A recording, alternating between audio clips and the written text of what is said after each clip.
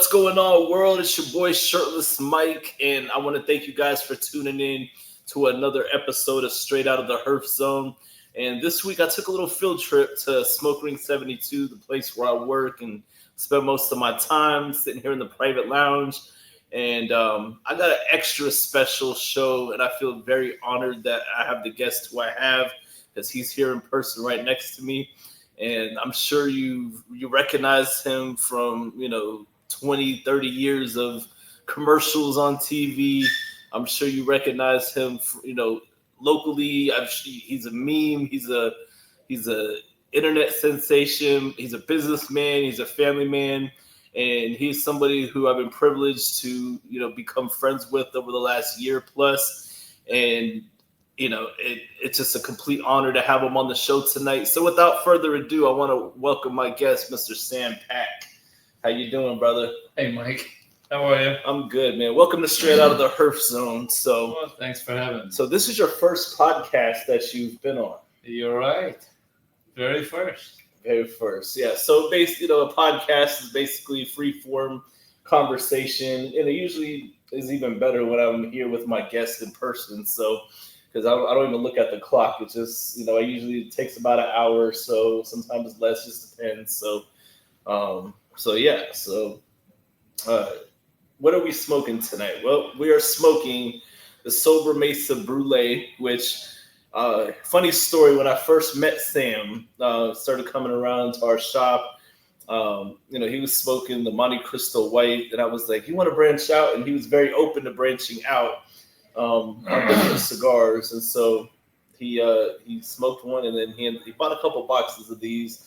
So I figured I'd take it back to the early days. Since then, I've helped to branch out to other cigars, such as Perdomo and Raspadura. Yeah, and then Cordova Morales Raspadura. And yeah, so a lot of people, what they don't know is that Sam's a cigar guy. So of course, I had to get him on the show and, just get to know him a little bit better. So Sam, you're originally from Korea? South Korea. South Korea. So how old were you when you came over here to the United States? Goodness, I was 17 Okay. when I first came here.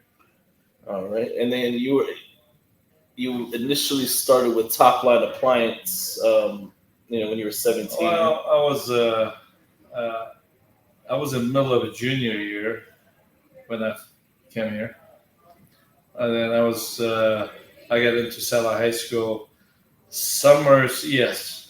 In summer, I started working with the Top Line sales. Yeah. Okay.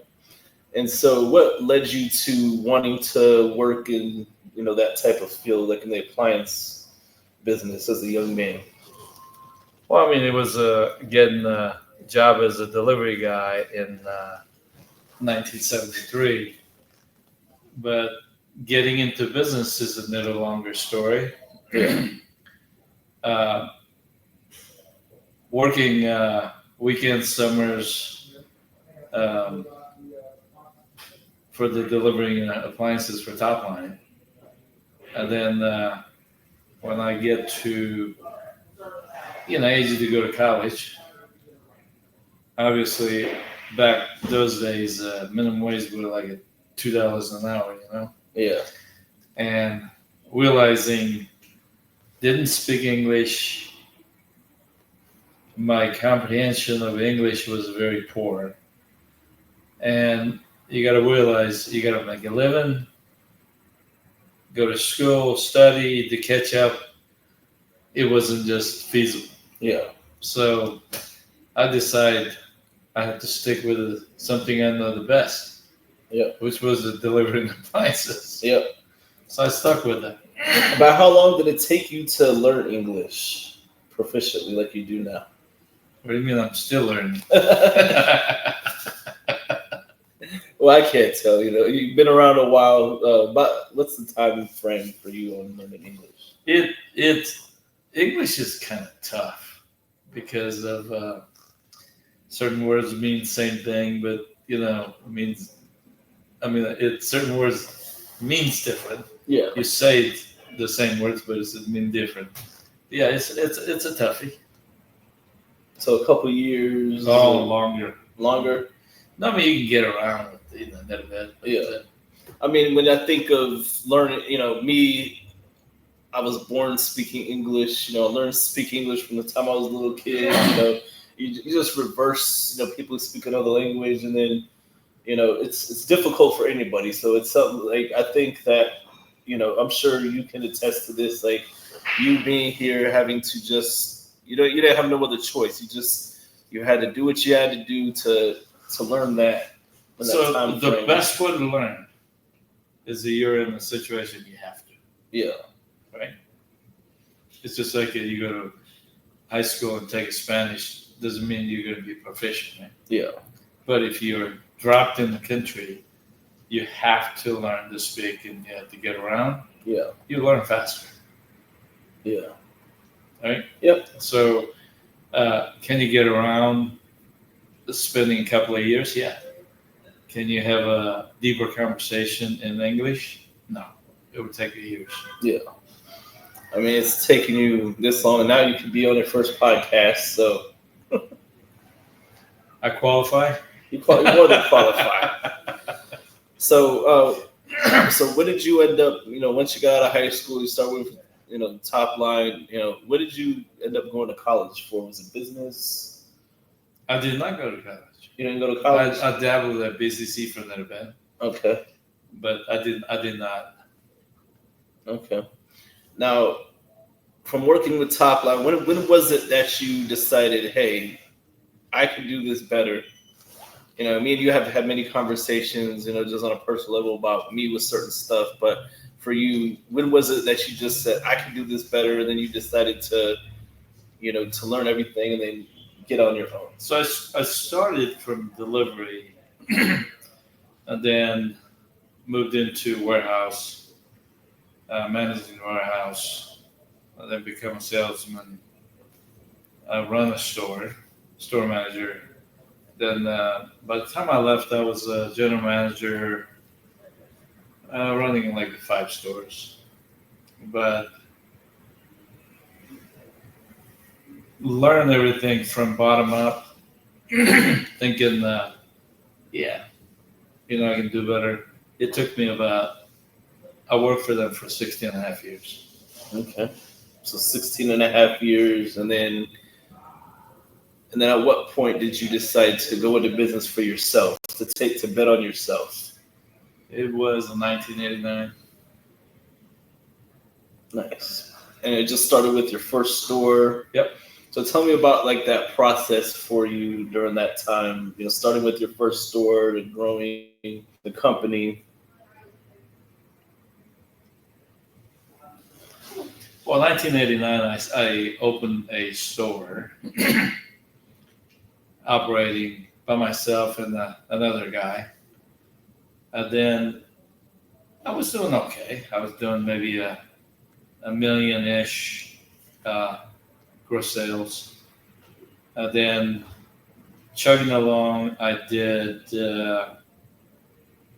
until 19...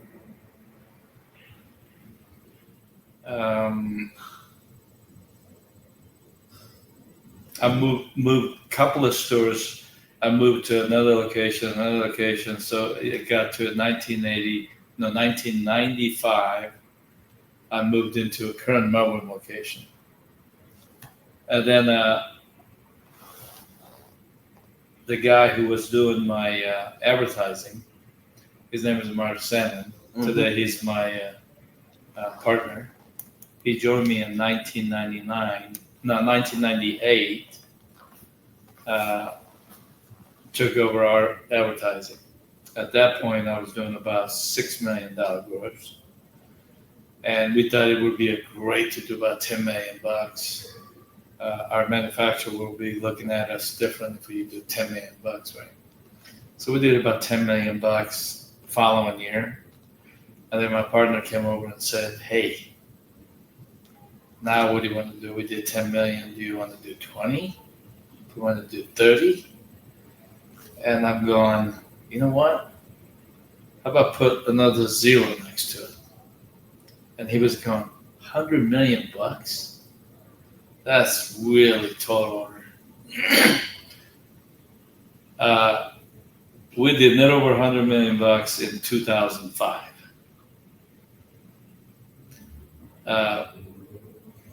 Whatever reason that you wanted to do that certain number that you wanted to reach. Yeah. I've done that. Is that where you want to be? It may not be exactly where you want to be. Lots of people involved. We had over 500 people working for us doing $100 million. Today we do less with much less people. Yeah. We got about 60 people. Much happier. Most definitely. Now, Mark, it was fun doing the research for this show. I saw Mark. He's your partner. He was named. He's the guy that did the advertising for you. So he's the one that he was like the mastermind behind the commercials. Like, is he the originator of the idea? He just wanted you to be the front man, or was it like, hey, we should do a commercial? Was it a joint effort on deciding? It was him. It was him. I met him when was it at Top Line. We started doing advertising in Top Line. Yeah. In 1987, and then he was doing advertising for me. Then we stopped for a little while, and then he picked it back up in '89. Yeah. And then all through that time, super smart man. Yeah. He's the brain behind it. Yeah, most definitely. And one of the things that I was seeing about advertising, it has to be transferable. Some of the tactics that you use, so obviously during that time, there was no social media, at first, but now there's social media. So, but whatever you do, it has to be able to transfer from TV, social media, print, whatever, it has to work. And it obviously has to make sense as well. And at that time, you guys' commercials they're not huge productions, they're catchy. They're very catchy. So was that Mark's idea, or I know it's his idea to do the commercials, but did you yourself come up with all the catchphrases that you? No, it was Mark. It was Mark. Mark is the brain. So he just wanted to capitalize and all the catchphrases and stuff like that. I remember 1995. Back those days, everything was like a superstore, warehouse. So whatever the company superstore. Mark came to me and he said, I think the next decade, everything's going to be direct. And he said, we need to change our company name to Appliance Direct. Because previous to that, my company's name was The Appliance Store. Mm-hmm. And he wanted to make it Appliance Direct. Yeah. And I'm going, man, I've been doing business as The Appliance Store for, 89 to 95. I must said Appliance Direct for thousands of times, and thinking should I change it, should I not change it, right? And then one day he came in and he goes, "What do you think your market share is?" And I'm going, I don't know, 8-9% at the best. And he said, "Do for 91%, 92%. I said, "Done." So we changed our DBR name to Appliance Direct. Nice. And so a lot of questions, I scoured the internet, seeing what the internet's talking about, people all over Reddit, so the marketing's working. So a lot of things that people do, they ask, I'm not sure if this would be an off-limits topic, but I've heard you mention it to somebody. But back in the day, you had a vision issue or whatever with the eye patch, and that's something that people always bring up and everything. So for the people that are curious, just with a brief, I hope I'm not getting too personal, because I told you we're not going to get too personal. Right. So in the 70s to early 80s, I played a lot of racquetball. Sometime in late 70s, my roommate backhanded me with a racket on my left eye. I mean, it was swollen and all that. It was fine. Yeah. It was okay until I was the late 40s. I started having this white thing covering my left eye. Yeah. And I used to go, oh, maybe I'm overworked. Yeah. And the following day, it was fine. Yeah. Until one day, it covered the whole eye. And I go, man, I may have an issue.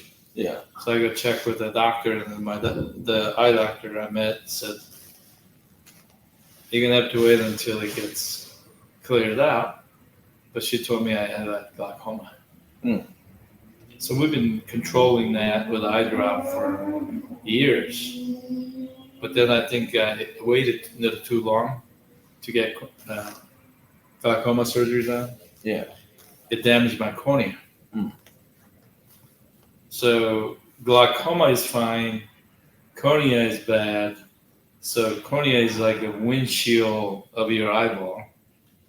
So if your windshield is clouded, just like your windshield in your car gets foggy, you can't see, right? So that's the situation I had. So they transplanted cornea. It worked for at best 6 months. Then it goes bad. Mm. It rejects. Yeah. Because my immune system and whatever. I did that 1, 2, 3.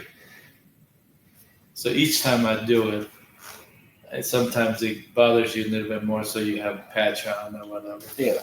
Yeah. That's the certain time that they see me with patch. Yeah. I mean, it's helped with the marketing because people. Well, I mean, some people think I was doing a marketing, scheme, but it was not. Yeah, and so that's the thing. Like, this is the first podcast you've been on, so we got to talk about what the people want to hear.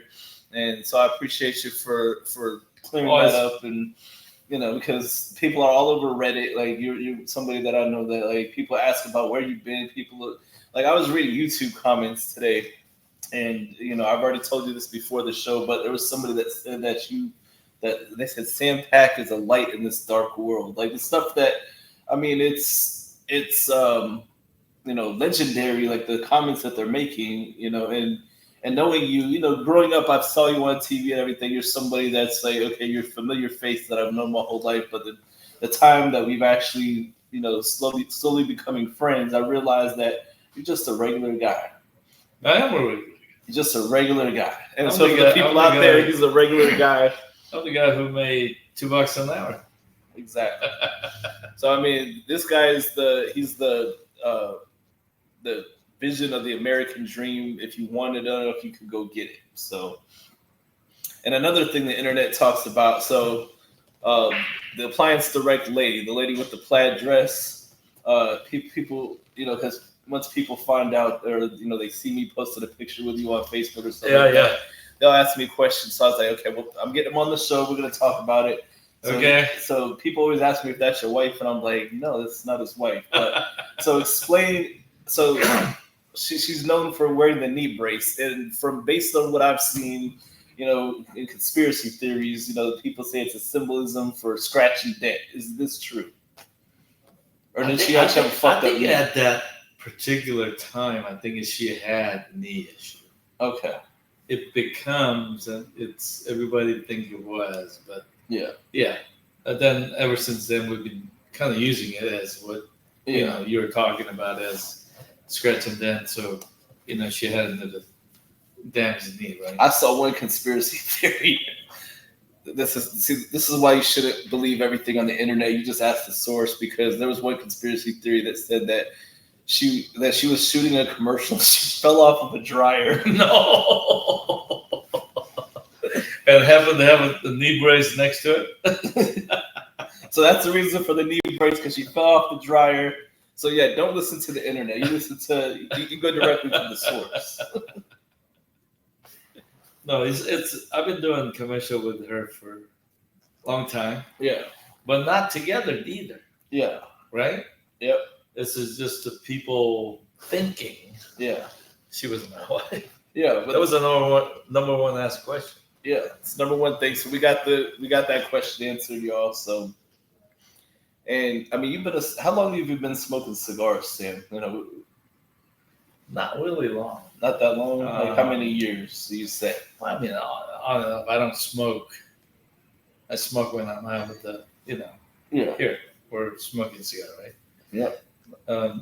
By the way, let me borrow your lighter there. Yes, sir. Thank you. But at top maybe. I smoke with my buddies stand every once in a while, but I'm smoking a little bit more now. Yeah. A little bit more, maybe 3 years. Nice. Yeah, so what got you into smoking cigars? My bud. Your buddies? Yeah. That's cool. Now, I'm sure, the past year or so since you've known me, I've probably been a bad influence on getting you to smoke a little bit more because, the thing about cigars is You've been a very bad influence, yes. And, I don't care about being a bad influence. It's a joke. It's a joke. But I tasted more, I tried more cigars. Yeah. With you than I ever had. Yeah. With the stand, I only smoke White Churchill. Yeah, Monte Cristo White Churchills. And so I got you smoking the, the Perdomo, Connecticut. So I know you and Stan have bought a box of the Churchills. Yeah. How you liking those cigars? I know me and you were smoking them during one of the pictures that we took. I like this. Yeah, you like the Silver Mesa Brulee. Shouts out to Steve Saka for creating an awesome cigar. And nice draw, mild draw. Back taste is never sweet. I kind of like that. I think that's the reason I like a Raspadura too. Yeah, I mean Raspadura is one of those cigars where, it's got a sweetened tip. Like, see, this cigar, it has just a natural sweetness in the tobacco, and the way Steve Saka blended this cigar is back, my grandfather's day, your grandfather's day, as far back as you can remember, like Connecticut shade cigars used to just be very mild, like hardly any flavor. You almost felt like you were smoking, or I take that back. They were not like that. So people would be like, oh, it's not your granddaddy's Connecticut, because there's some Connecticut's, the wrappers in Connecticut, but they have other stuff inside that, will make it a little bit more full body for a Connecticut. So Steve Saka tried to take us back in time with this cigar in order to, to show people what Connecticut's used to taste like. It's mild but creamy, flavorful, it's complex. No, this is done very nice though. Yeah. I like that. It's one of my favorites. So, and then you recently went to Tampa. Yes. Yeah, and then so upon, and I know me and you were talking, and you checked out. You went to Ybor City area, and you went to. You told me to check out that. You checked out Grand Cathedral. Yes. What did you think about Grand Cathedral? It was very different. Yeah. Of course, it's like a cathedral. Yeah. It was pretty good. It was. I don't think we got any place like that here. No, not in Brevard. It's beautiful. Yeah. And the cool part is, like, there was like a bunch of people from Grand Cathedral because my friend Dominic, I was trying to hook y'all up, but he was on his way out the door when I texted him. So unfortunately, he wasn't going to stick around. So, but he's retired law enforcement, and he had to come over here for part of his motorcycle club. They had a officer that they attended the funeral, so they came in here around like 15 people deep, and they bought a lot of cigars, all had coffee. And so when I'm in Tampa, I do try to support them because I know whenever they're in this area, they come and support us. So no, I'm glad you mentioned that place to go see. Yeah, it was very different than average place to go. Do you remember what cigar they recommended that you smoke while you're there? Because they got a decent. No, I don't. No. Well, was it good? Did you enjoy it? It was good. I think I like this better. Yeah. I mean, they got a pretty extensive cocktail Oh, yeah, menu they over do. there. Do you remember what you were drinking when you were there? I'm a Crown guy, so So, Crown. I either have a Crown and soda, or I'm a cab guy. Nice. So, are those your favorite pairings when it comes to cigars? Cab and Cab Crown and or Coke? Nice. Crown, yeah. Nice. Is there any other pairings that you like to pair with your cigars? Like, it could be non-alcoholic or just any other pairings, or are you just like No, stick to your guns? Yeah, I'm those two. Nice. Is there any other shops that you checked out when you were in Ybor City that did you see? But that was the only place we went. Then we went to dinner. Nice. Where'd you go to dinner at over there? I don't know. My buddy picked out a place. I'm sure it was good. It was a steakhouse over there. Nice. Yeah, I know me and you were trying to hook up for the Ybor City Cigar Festival. Right. And that place, it was a We lot should do that. Yeah, it was fun. It takes place every December. Lots of good people there. There's a company called Cigar TV where they do interviews with people. I still haven't seen my interview, but they interviewed me while I was out there. So, and the weather was perfect. It was nice and warm. I was walking around shirtless out there, shirtless Mike. So, everybody was stopping me, taking pictures. It's a lot of fun. Right? It's a lot of fun. Let's see here. Let's get back into. I know I reverted around a little bit. So you got a lot of big people in the community that you're friends with. Some that police chiefs. You're friends with the sheriff over here and everything. You got to go on a ride along with them. Are you allowed to talk about that? Tell stories from that, or? I guess I could. Sorry about that. I did ride with Wayne Ivy. He invited me to come out and ride with him. Nice. It was a long day for you too. It was. I thought it was going to be like maybe 3-4 hours. Yeah.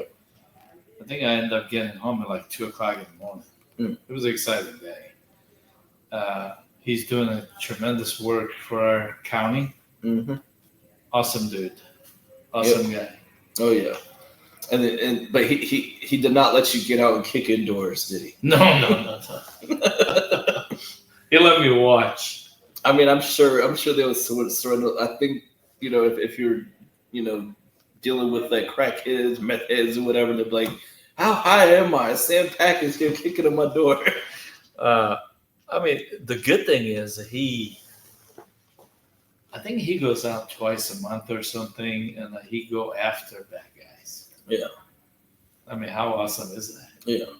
I mean, rather than he leads by example, riding out with deputies, like rather than sitting behind a desk, reactive, he's being proactive. Yeah. And you've also done some commercials with Mr. Ivy as well. So, my favorite one I gotta say is the one when you're asking, he's like, "Can I turn on the siren?" "No, Sam." "Can I have a gun?" "No, Sam." "Can I have a badge?" "No, Sam." But I mean, it is for a good cause. Like, tell us about the partnership that you have with the animal shelter that they run. Well, because of Whirlpool, Maytag. Yeah. Maytag come out with a pet washer and dryer, which means it has a bigger filter in the agitator. Mm-hmm. So if you have a pet, if you own a pet, it takes a 95% of hair out of washer, which most washers don't have. Yeah. Because most washers don't have a filter, what they do is they rely on dryer to take out your most hairs. Yeah. So in Maytag's case, you take 90%, 95% of hair out of the washer while washing, and then balance of it, you're going to get it out of the dryer. Yeah. So rather than having hair all over, they come out with a pet washer and dryer. So we did that, and we donate a washer and dryer for them so they can use it at the shelter. Nice. Yeah. That's awesome. Yeah. I mean, obviously, all of us, we use a washer and dryer every single day, but like for you, more about most washers and dryers, dishwashers. I mean, back in the day, you used to have a commercial where you used to put cake in the dishwasher. Yes. And I mean, that's not just cinematography. Like, you're actually like demonstrating like how clean that particular dishwasher actually gets it. So not every washer is the same, right? Yeah. Or every dishwasher is not the same. Yeah. So what we did is we had a certain brand dishwasher. We tested like 5 dishwashers live and put a same cake inside and ended the cycle. See which one did the best job, right? Mm-hmm. And it's been a while since I've seen the commercial. What brand, for those out there, because he's obviously showing what particular brand dishwasher picked it up the best. Came out the best. It was Whirlpool. Whirlpool. Yeah. You hear that, people? So if you're out there, make sure you look up Appliance Direct. I'll out my boy Sam, and because he's doing a commercial for Whirlpool. I mean, your Whirlpool rep, man. He's a cool guy. So Ruben, shouts out to Ruben. Yeah, Ruben's a good guy. Yeah, most definitely. So, what's something that most people don't know about you? I don't know. Don't know about me.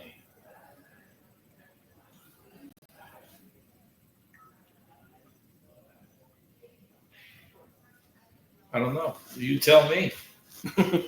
Well, I just go based off of what I've learned. And I mean, I understand. So you're asking what other people doesn't know about me. So that should be better coming from you than me. Well, let me see. Well, you know what I mean?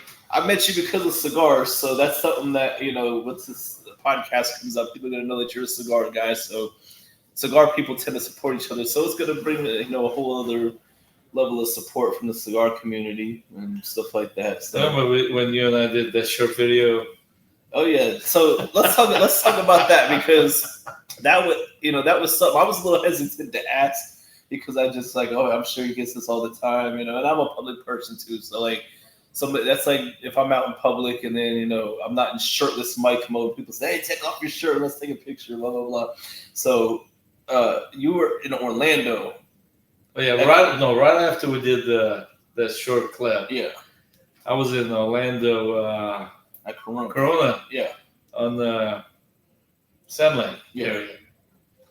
Yeah, somebody go, hey, you did that video with the shirtless Mike. I thought that was kind of cool. Yeah. Well, after this podcast comes out, then people are gonna be like, I saw you on the podcast.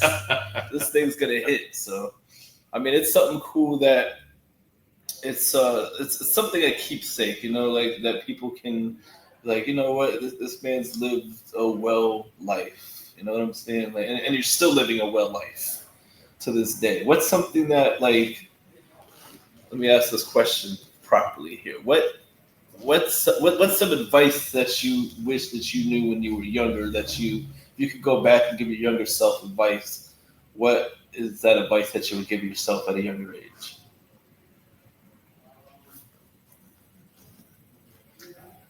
Hard work. Nothing's supposed to come easy. So hard work and dream big.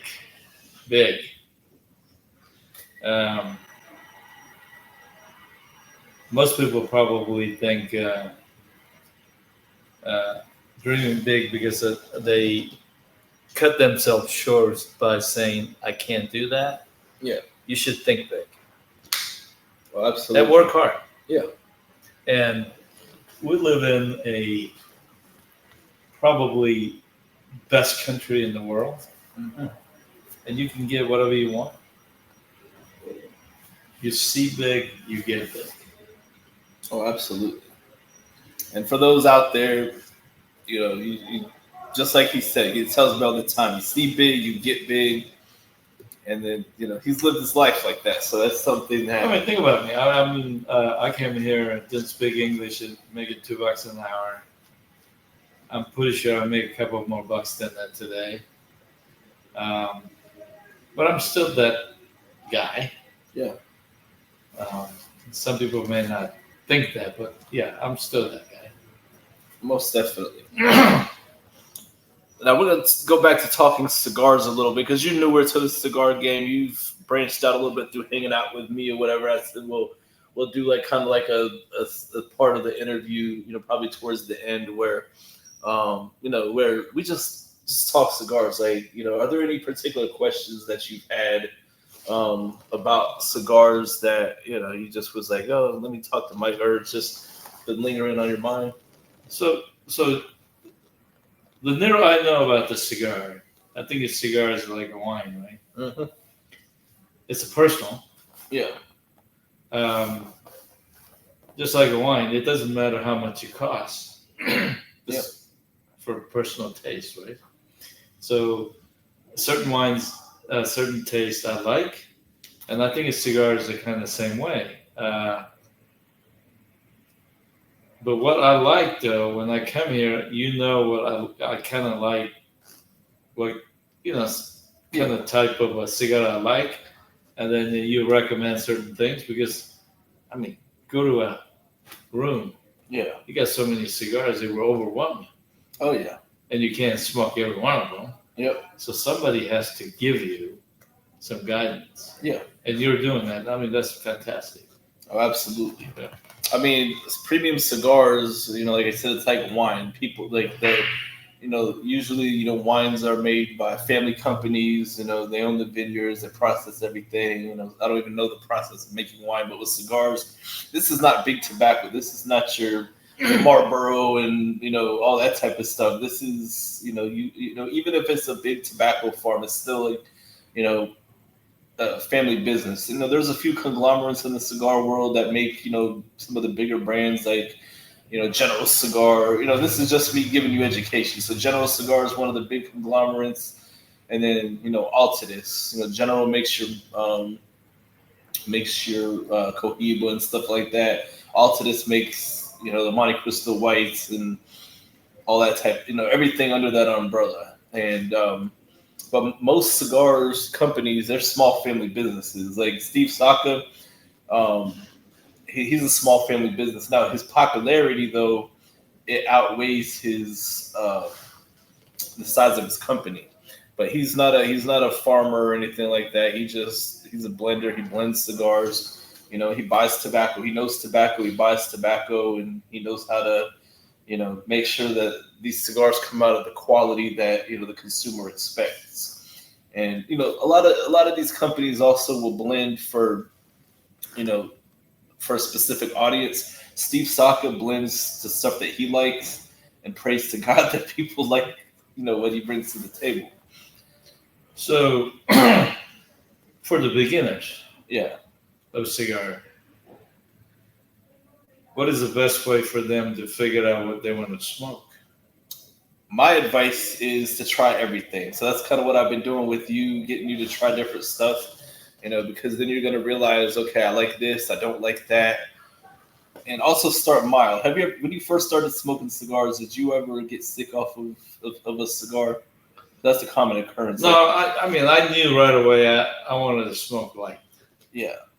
Well, I've smoked light cigars in the beginning stages 18 years ago, and I still got sick. But everybody's body's different, though. So did I ever get sick? Yeah, like felt queasy, never threw up after smoking a cigar. Well, I guess you got an iron stomach this down.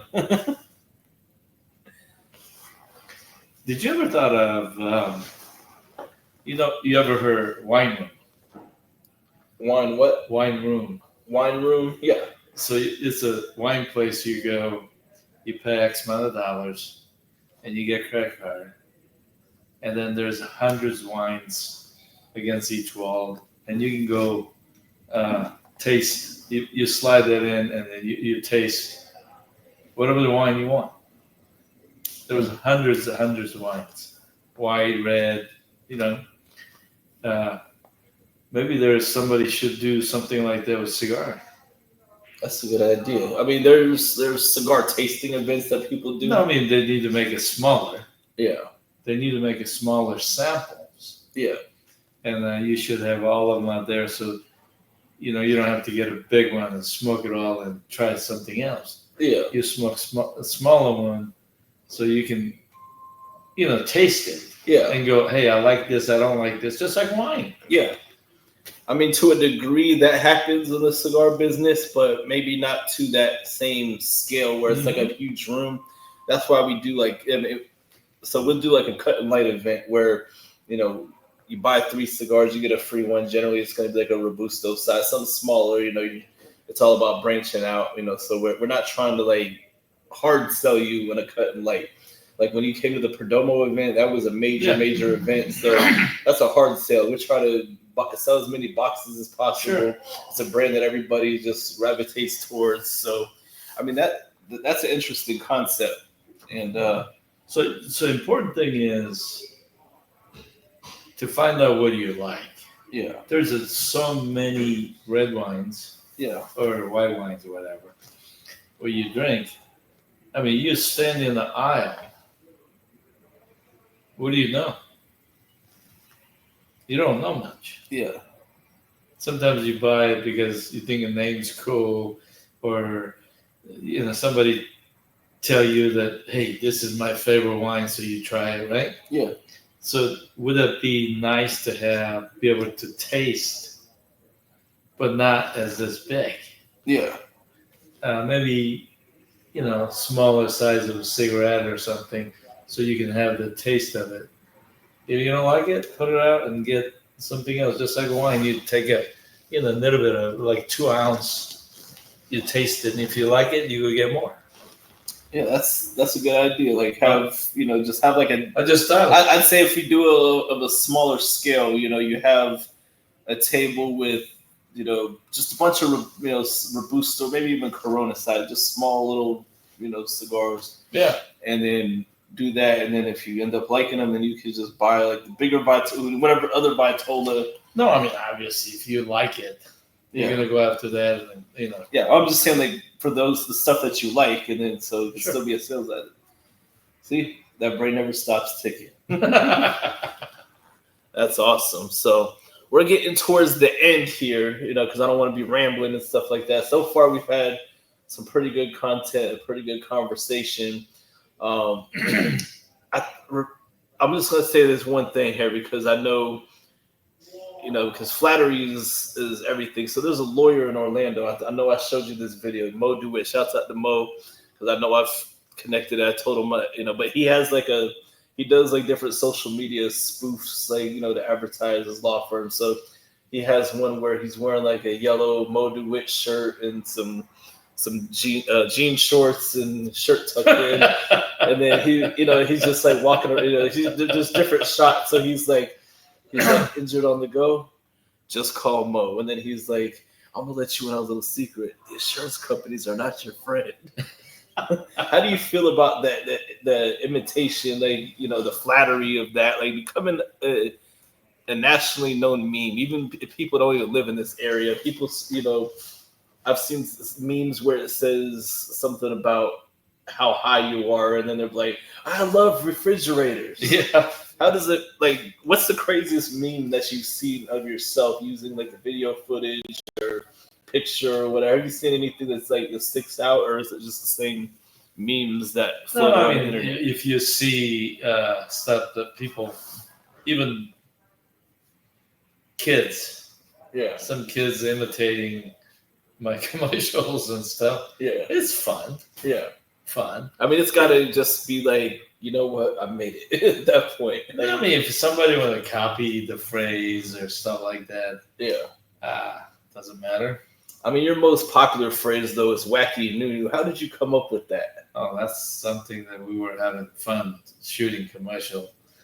So something went wrong, and